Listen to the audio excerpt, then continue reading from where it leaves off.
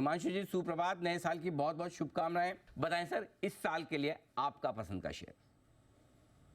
जी अनिल जी, अनिल जी पहले तो आप सभी को हैप्पी न्यू ईयर, हमारे सभी व्यूअर्स को happy new year 2024। Pick of the year Anil ji इस साल का मुझे लगता है इंडिया सीमेंट। ये स्टॉक रहेगा जो मेरे को इस साल के लिए पसंद है। 2023 में ये कुछ खास परफॉर्म नहीं कर पाया, लेकिन मुझे लगता है कि लॉन्ग टर्म चार्ट स्टॉक के काफी अच्छे बनते हुए नजर आ रहे हैं और 2024 में एक बड़ी तेजी स्टॉक में बनते हुए नजर आ सकती है। 258 के आसपास करंटली ये स्टॉक ट्रेड करता है, तो 245 250 तक कोई भी गिरावट स्टॉक में मिलती है तो पोजीशन बनाकर, पोजीशन ऐड कर चलने की सलाह रहेगी। स्टॉप लॉस के तौर पर यहाँ पर 200 रुपए के नीचे का एक क्लोजिंग बेसिस पर स्टॉप लॉस मेंटेन करें, और अपसाइड में मुझे लगता है कि 350 और 385 रुपए के दो टारगेट्स के लिए इंडिया सीमेंट्स 2024 के लिए पिक ऑफ द ईयर मेरी तरफ से एक रिकमेंडेशन। आज जो हमारा पिक ऑफ द ईयर है इंफ्रा सेक्टर से है, that is GMR airport infra. यहाँ पर मुझे लग रहा है एक मेजर ब्रेकआउट आया है, मल्टी ईयर ब्रेकआउट है, 80 के आसपास चल रहा है। इसको धीरे धीरे कैश में आप एक्यूमुलेट कीजिए, थोड़ा सा भी डिप आता है मार्केट में, थोड़ी प्रॉफिट बुकिंग आती है तो ऐड करते रहिए। 65 का स्टॉप लॉस रहेगा यहाँ पर, और मैं समझता हूँ ये ट्रिपल डिजिट क्रॉस कर देगा इस साल में, तो 110 का हमारा टारगेट रहेगा जीएमआर इंफ्रा में। रिसेंटली भी एक बहुत अच्छा ब्रेकआउट आया वॉल्यूम्स के साथ, और हम देखे ओपन इंटरेस्ट बिल्टअप भी बहुत अच्छा था, तो शॉर्ट टर्म में तो अच्छा करेगा ही, लेकिन लॉन्ग टर्म के हिसाब से, एक साल के हिसाब से भी 110 के टारगेट्स निकल के आते हैं। 65 रुपए का आप स्टॉप लॉस लगा सकते हैं इसमें। हालांकि और भी dip stop loss, deep stop loss हो सकता है, बट आप कैश में बाइंग कीजिए, स्टॉप लॉस की भी चिंता ना कीजिए। थोड़ा सा भी डिप आता है तो इसको एक्यूमुलेट करते रहिए 110 के टारगेट के लिए जीएमआर इंफ्रा। नए साल के अंदर मेरा यही विशेष है कि पिछले साल जो हमने मार्केट्स में रैली देखी, उससे बड़ी रैली हम इस साल 2024 में देखने वाले हैं। और शुरुआती नोट पे 2024 में निफ्टी 24,000 यानी 24 में 24,000 के टारगेट के साथ हम स्टार्ट करते हैं, और तेजी इससे बड़ी देखने को मिलनी चाहिए, ये मेरी उम्मीद है। और इसी के साथ आज का पहला पिक जो शुरुआत करते हैं वो है मैकडॉवेल। मैकडॉवेल अभी वीकेंड थीम के साथ भी जा रहा है, लोगों को बहुत इस मैकडॉवेल प्रोडक्ट से बहुत एंजॉय भी मिला होगा, तो ये स्टॉक चार्ट्स के ऊपर भी अच्छा दिख रहा है। मैकडॉवेल मेरे को लग रहा है कि यहाँ से एक बढ़िया मूव आने वाले समय में दिखाने वाला है। फिलहाल यहाँ पे ट्रेडिंग के लिहाज से 1110 20 के आसपास खरीदारी करके चलने का सलाह रहेगा।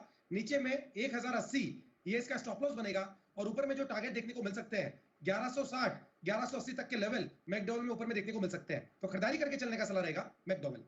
अनिल जी, जमकर चलने वाला शेयर मैं आज लेकर के आया हूँ, ये है मेरा पिक ऑफ द ईयर। और जैन साहब अनिल जी पैनल पर हैं, उनकी मेमोरी जो है वो अनिल जी बिल्कुल हाथी के समान है। अनिल जी उनको पूरी डेट्स वगैरह याद रहती है, तो मैं चाहूंगा कि 1 जनवरी 2025 को अनिल जी वो याद करें इसका भाव, और फिर देखें कि किस तरह का मोमेंटम इसमें देखने को मिला है। स्टॉक का नाम है एक्साइड इंडस्ट्रीज, जिस पर मेरी मध्यम से लंबी अवधि के लिए खरीदारी कराए, पूरे साल भर के लिए खरीदारी कराए। जबरदस्त ब्रेकआउट एक्साइड के चार्ट पर आता हुआ हमने देखा, 300 का लेवल पार हुआ है और बहुत स्ट्रॉन्ग मोमेंटम इस स्टॉक में है, तो मुझे लगता है इस साल का एक बड़ा विनर साबित होगा। 300 के नीचे स्टॉप लॉस रख लें। पहला टारगेट जो मैंने रखा हुआ है 345 का, दूसरा टारगेट 360 रुपए का, तो 345 360 के टारगेट के लिए टारगेट्स मैंने दिए, लेकिन पूरे साल भर के लिए इसको रखें, तो एक्साइड पर मेरी खरीदारी करें। अब मैं जो पिक्स आपको जो बता रहा हूं, एक लार्ज कैप, एक मिड कैप और एक स्मॉल कैप।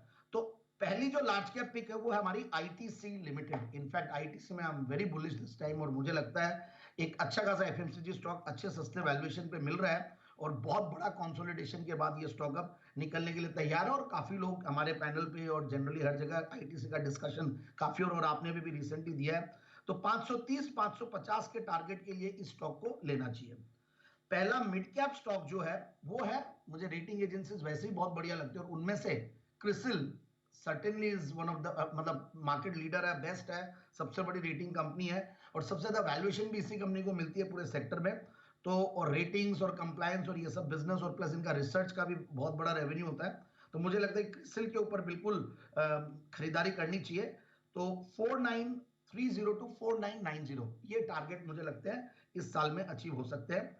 और तीसरा है एरिस लाइफ साइंसेज, जो कि स्मॉल कैप में है, ये भी अब बड़ी कंपनी हो गई है, बट बहुत नीचे लेवल से देते आ रहे हैं, और फार्मा स्टॉक है, फार्मा स्टॉक्स वैसे भी काफी बज में रहे हैं, तो मुझे लगता है कि स्टॉक को भी 1050 के टारगेट के लिए जाना चाहिए, एरिस लाइफ साइंसेज। तो बेसिकली एक लार्ज कैप वो आईटीसी, दूसरा स्मॉल कैप मिड कैप जो वो क्रिसिल, और तीसरा जो स्मॉल कैप है वो है एरिस लाइफ साइंस। मेरा ऐसा मानना है 2024 जो है ना, ये मीडिया से मतलब कि मीडिया एंटरटेनमेंट का ईयर हो सकता है। और यहाँ से मैं निकाल के लाया हूँ जी एंटरटेनमेंट, जो कि वीकली चार्ट, मंथली चार्ट देखें तो एक्सट्रीमली बुलिश है। और संक्षेप में बोलूं तो I am married to the ongoing chart pattern of Zee Entertainment. 274 के अराउंड चल रहा है, 240 का क्लोजिंग बेसिस का स्टॉप लॉस लगाएं।